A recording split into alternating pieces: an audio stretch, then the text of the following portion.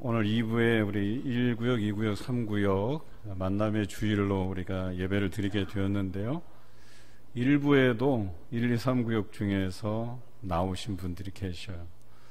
보니까 좀 뜸하시던 분들도 얼굴이 좀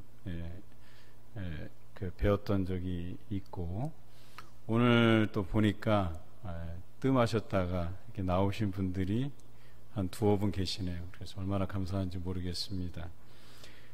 이쪽 가슴에 이름표를 붙이셨거든요. 그러니까 여러분들 나가시면서 이분이 1구역, 2구역, 3구역 식구들이구나.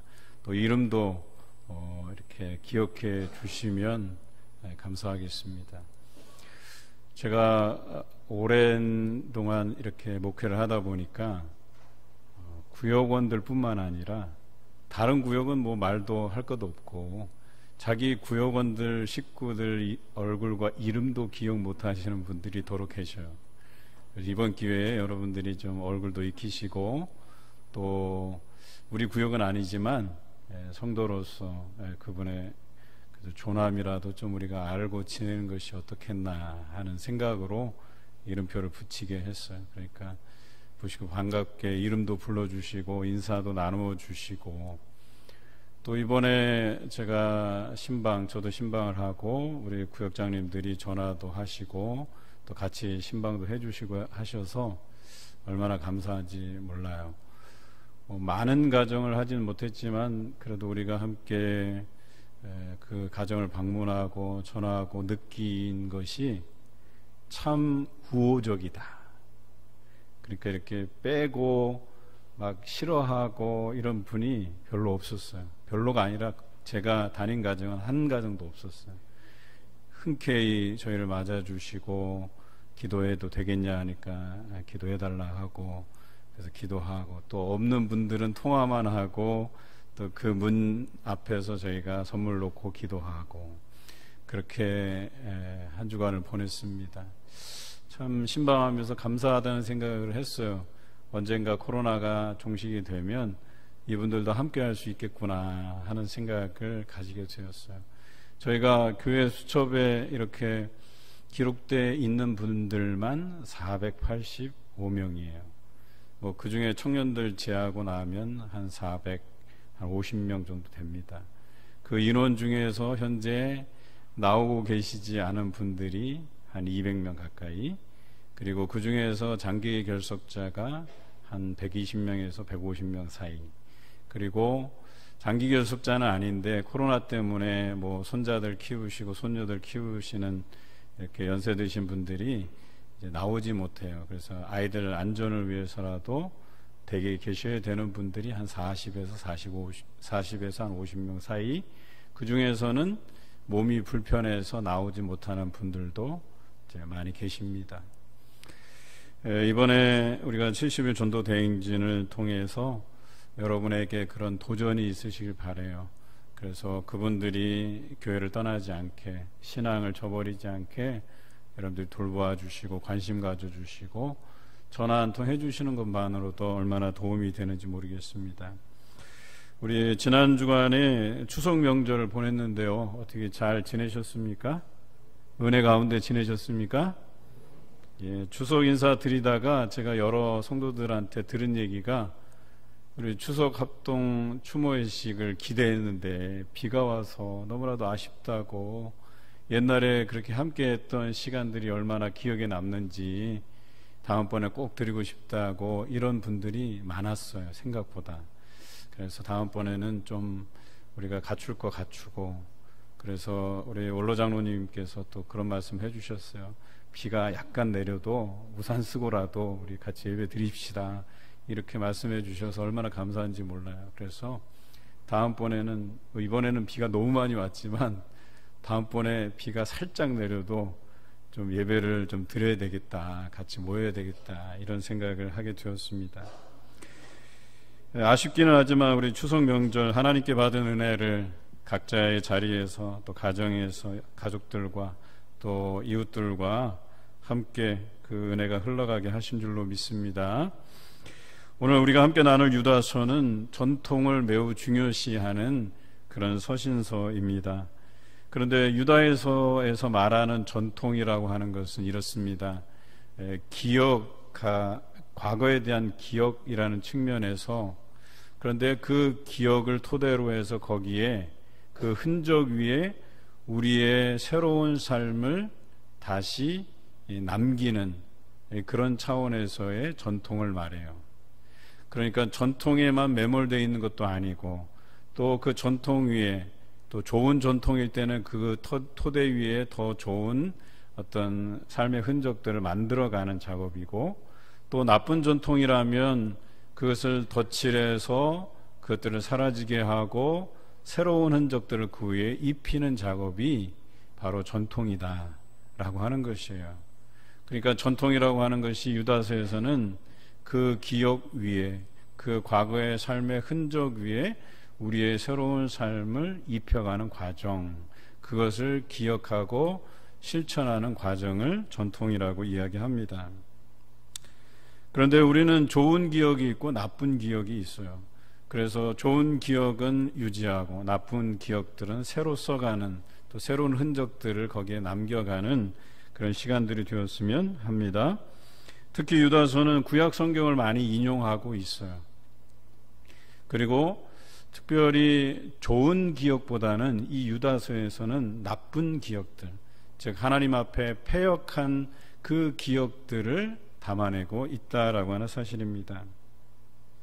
이러한 기억들을 우리가 소환해내서 그 구역에서 패역한 세대들을 따르지 않고 그 삶을 떠나서 살기를 바라는 마음으로 권면하면서 이 유다서를 썼다는 것입니다.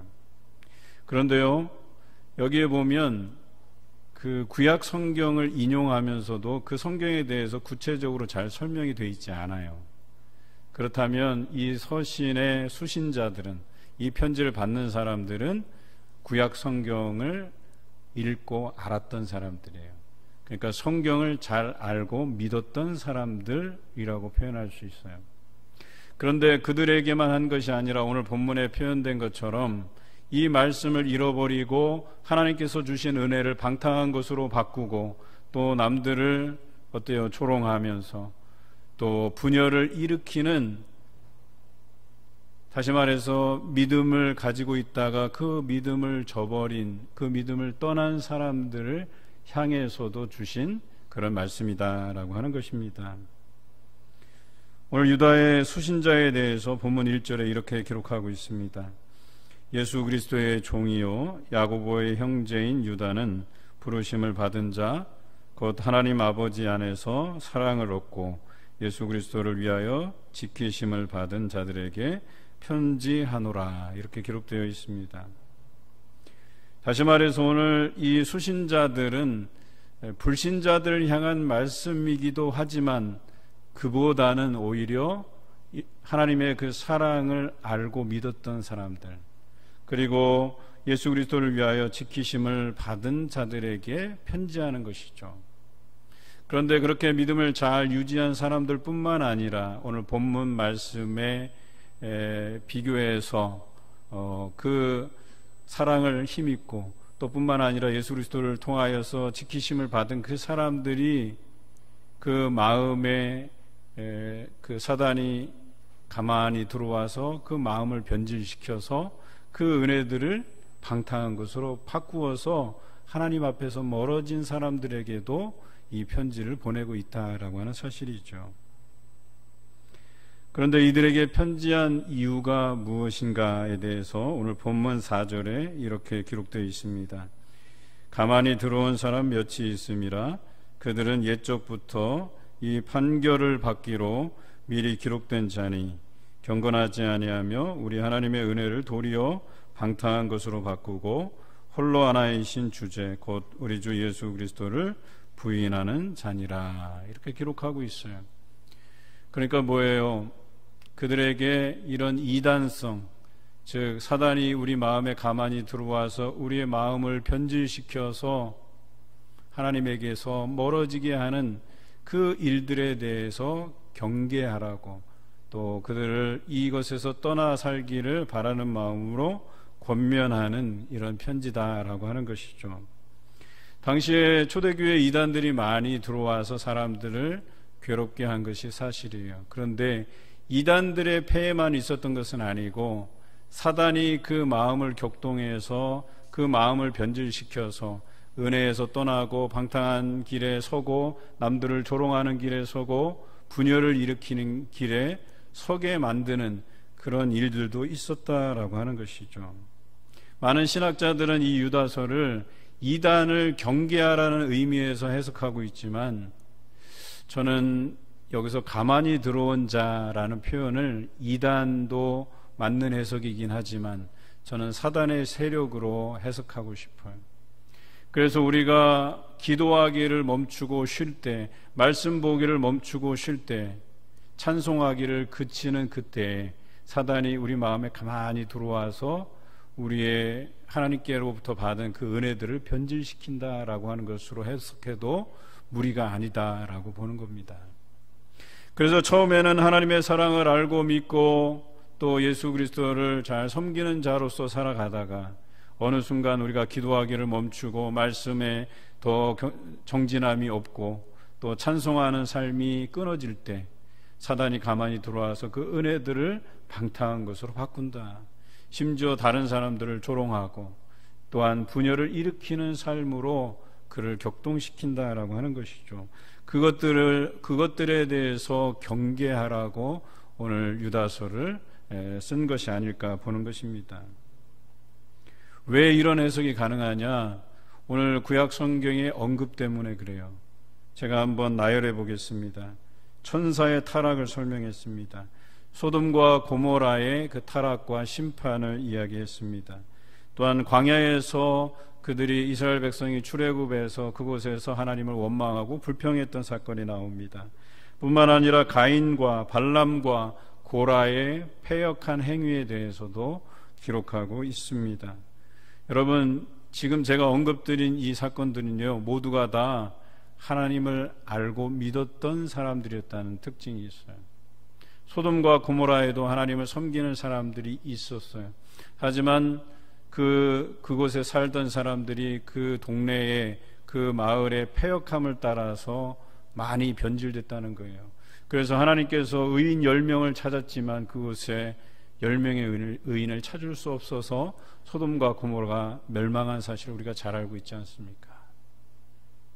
이들이 다 하나님을 섬겼던 사람들이에요. 그런데 그 사랑에서 떠나 살게 되고 하나님의 은혜를 패역한 것으로 바꾼 거예요. 방탕한 것으로 바꾼 거예요.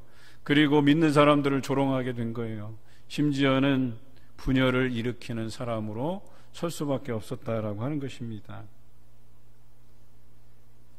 그래서 오늘 이 말씀은 이단으로부터 영향을 받은 그것도 해당되지만 또 이 마음의 사단의 계략으로 인해서 이 마음이 변질된 것들도 해당이 된다. 그런 사람에게 주시는 또 경계의 메시지, 경고의 메시지이기도 하다라고 하는 것입니다. 사단은 우리 삶에서 불편한 그 마음 속에 스며들게 마련이에요.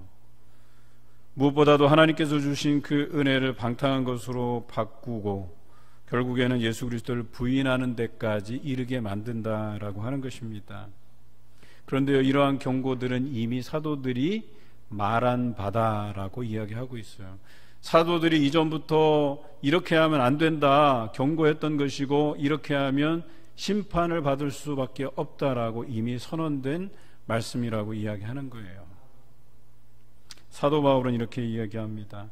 믿음을 대체하려는 그 율법에 대해서 경고했어요. 율법으로는 구원을 받지 못한다.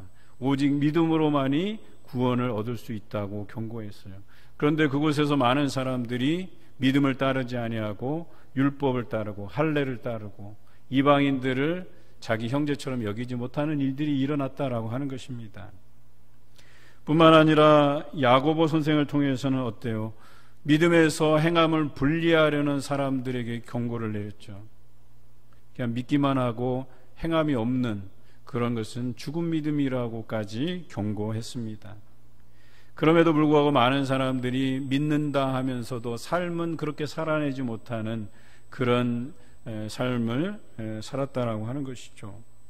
사도 요한은 이렇게 이야기합니다. 하나님과의 그 참된 사랑의 교제를 방해하는 세속에서 떠나라고 강조하고 있어요. 그럼에도 불구하고 하나님과의 그 사랑의 교제를 나누지 아니하고 세상과 연락하고 또 세상의 즐거움을 향해 떠났던 사람들이 있다고 이야기하는 것이죠. 베드로는 고난에 굴복하지 않도록, 즉 배교하지 않도록 거룩한 삶을 살아갈 것에 대해서 우리에게 요구했지만 많은 사람들이 타락한 삶을 살고 세상을 향해 달려나갔어요. 하나님께서 사도들을 통해서 말씀하신 바는 바로 18절과 19절에 기록된 대로 그들이 너희에게 말하기를 마지막 때에 자기의 경건하지 않은 정욕대로 행하며 조롱하는 자들이 있으리라 하였나니 이 사람들은 분열을 일으키는 자며 육에 속한 자며 성령이 없는 자니라. 이렇게 기록하고 있어요.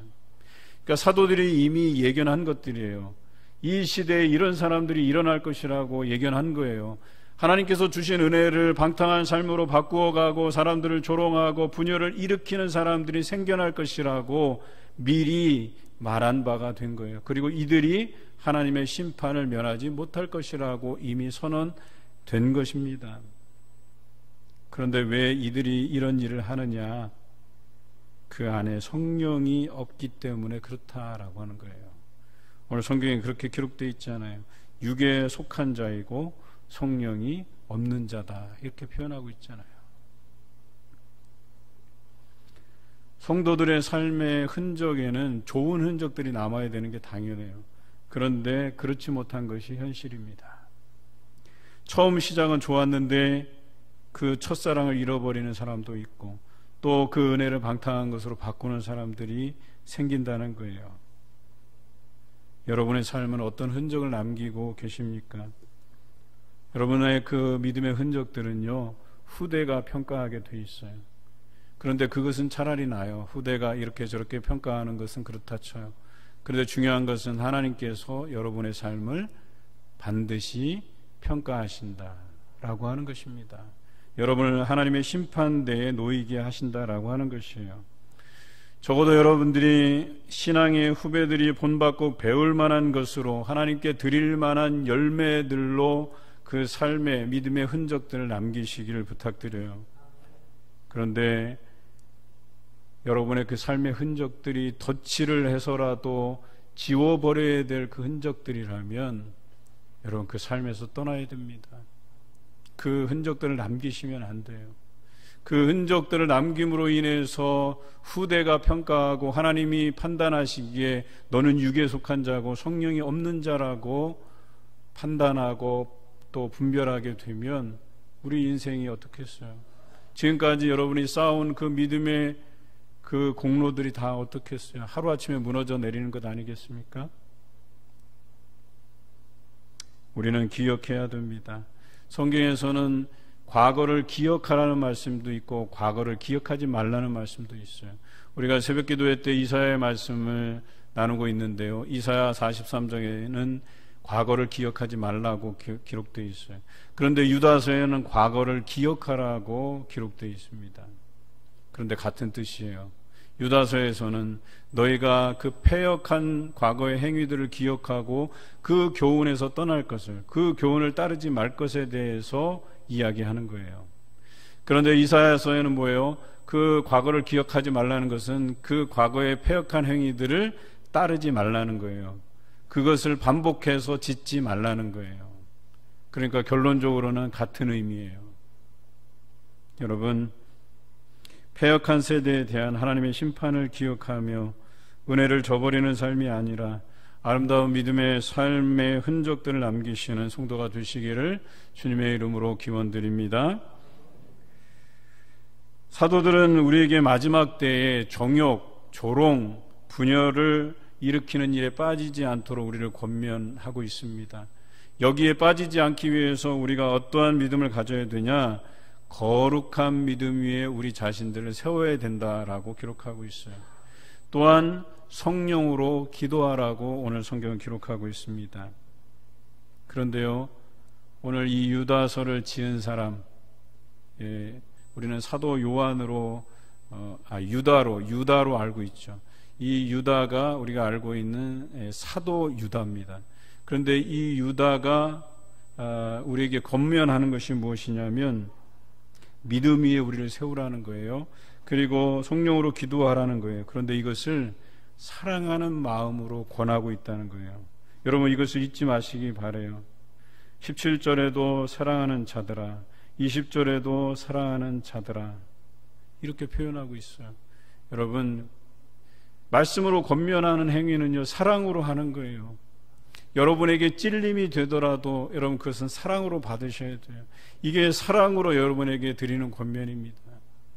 이 시대에도 마찬가지였고 지금을 살아가는 우리 시대에도 마찬가지로 이 권면은 사랑의 권면이라고 말씀드리는 거예요. 그런데 사랑으로 권면하는 이 말씀이 우리 안에 불편하게 다가오는 이유가 무엇일까요? 왜 불편할까요? 여전히 우리 안에 죄로 가득해 있기 때문에 그래요. 우리 안에 이 죄가 해결되지 아니하면 이 사랑의 권면도 삐뚤어진 시각으로 바라볼 수밖에 없다는 거예요.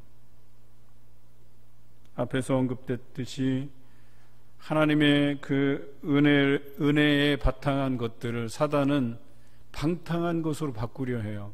여전히 죄에 대한 문제가 해결되지 않게 함으로 인해서 그 은혜가 변질되게 하고 방탕하고 조롱하고 분열을 일으키는 마음으로 사단은 우리를 계속해서 격동시키고 있다라고 하는 것입니다. 그런데요, 왜 그럴까요? 우리 안에 정욕을 내려놓지 못해서, 내 욕심을 내려놓지 못해서, 내 생각을 내려놓지 못해서, 하나님의 그 생각과 뜻을 우리가 수용하지 못해서 생기는 일들이에요.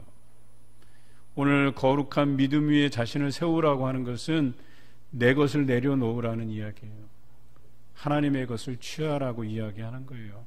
그리고 성령으로 기도하라는 것입니다.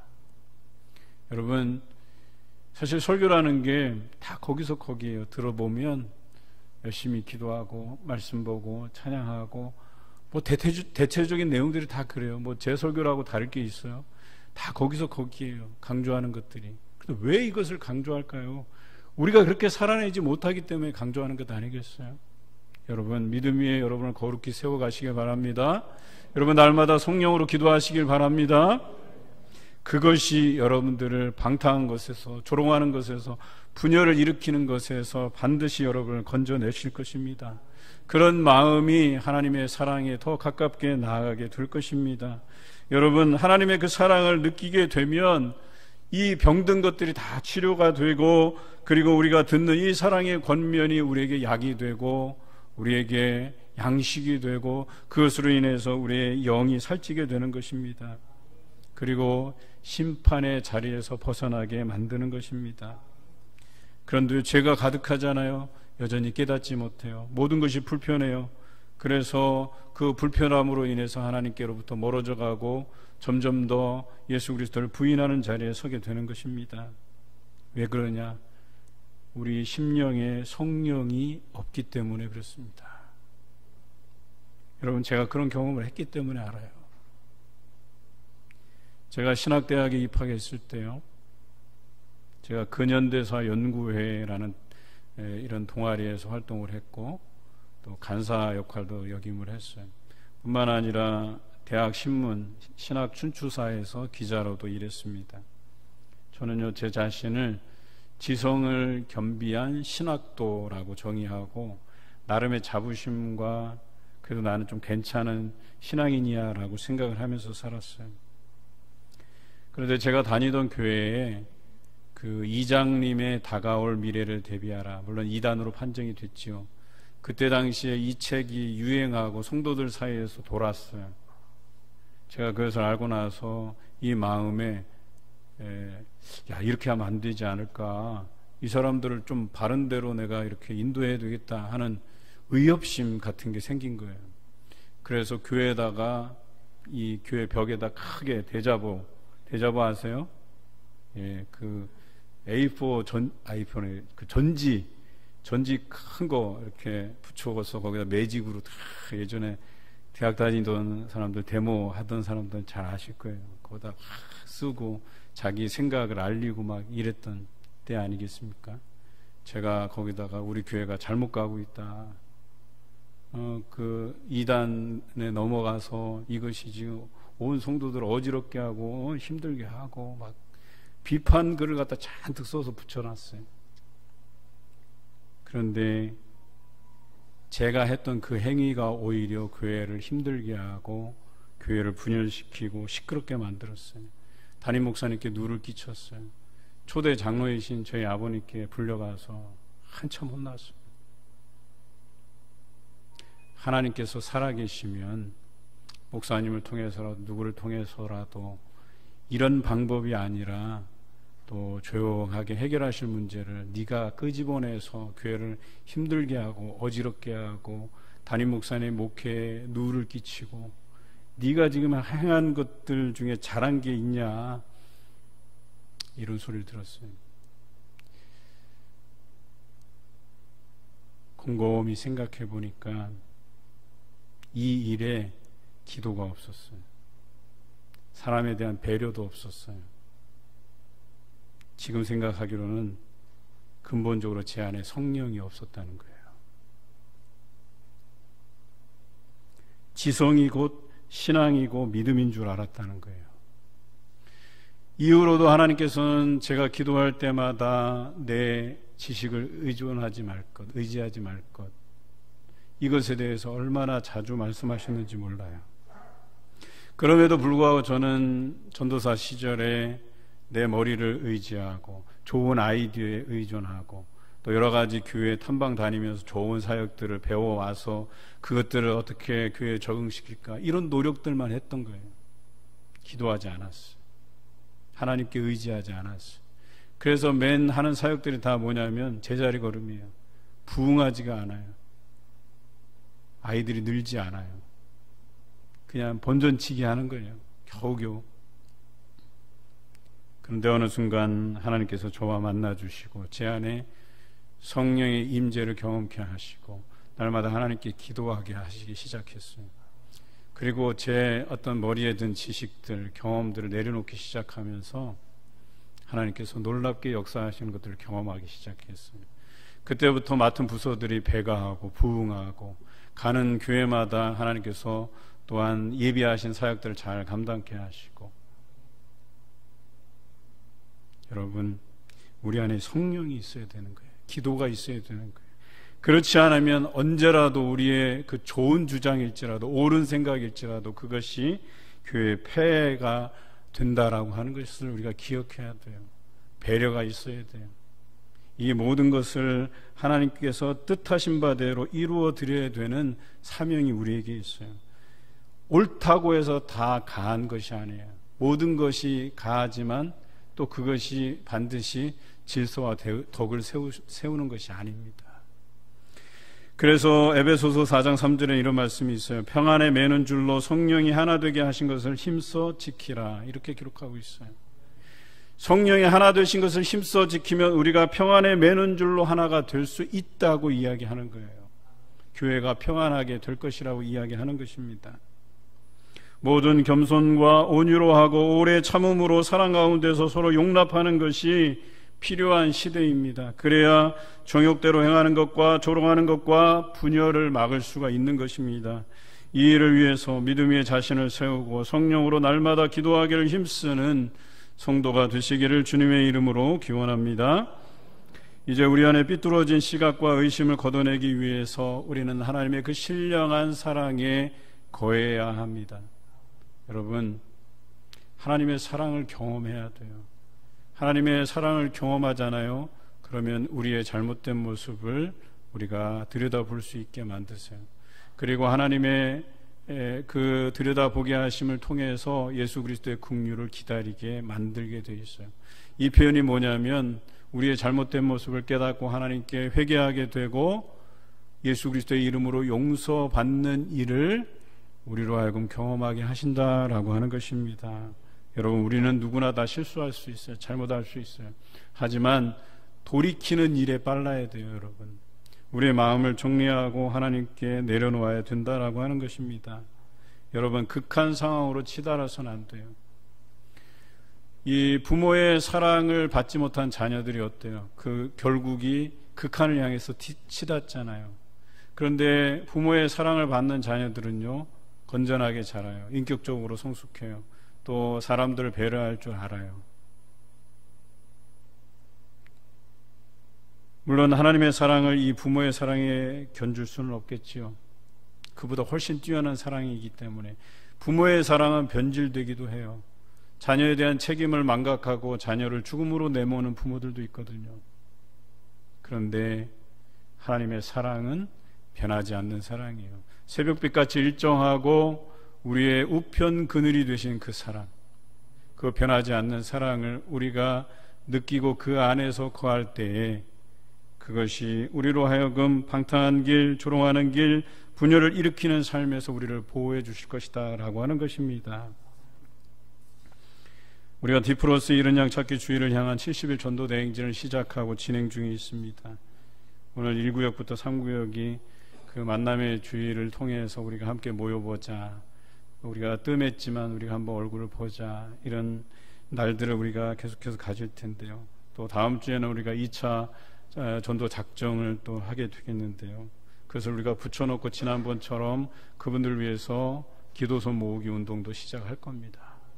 여러분, 우리 자신들을 추스리는 것만으로 멈춰서는 안 돼요. 오늘 성경에 보니까 22절에 어떤 의심하는 자들을 긍휼히 여기라, 23절에 또 어떤 자를 불에서 끌어내어 구원하라, 이렇게 말씀하고 있습니다.